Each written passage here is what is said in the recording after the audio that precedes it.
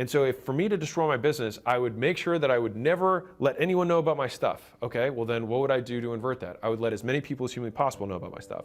If I wanted to destroy my business, I would make sure that we had a terrible product so that anybody who bought it would immediately think it was awful and tell all their friends that it sucked and leave bad reviews. Okay, so what's the opposite of that? I want to have something that's exceptional, that as soon as people get it, they love it, they tell other friends how great it is, and then they leave positive reviews, right? And you can go down the list and start thinking, okay, if I wanted this negative thing to happen, what would I do? You say that, and then you invert it. And for whatever reason, you get completely different answers than you would trying to think of it in the positive. And I have done this, Einstein did it, Munger did it. They're way more successful than I am in many ways. And so it is a process that I've used in so many different parts of my life. Charlie said the death of most people is liquor, is the 3 L's, liquor, leverage, and ladies. And so I'm not saying you avoid liquor, ladies, and leverage, but to some degree, that's pretty much what they did.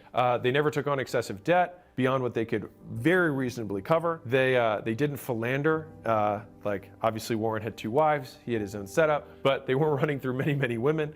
And Charlie was pretty adamant about this. He said, I've never seen somebody whose life was better by including drugs and alcohol in them. Next thing I got from Charlie is his absolute obsession with simplicity and his abhorrence of complexity and things that seem too complicated. Charlie's most common response to deals was too hard. And I think that shows so much humility in how he'd approach. He's one of the greatest investors of all time. And still the majority of deals that came in, and he was brilliant, he would just say, too hard.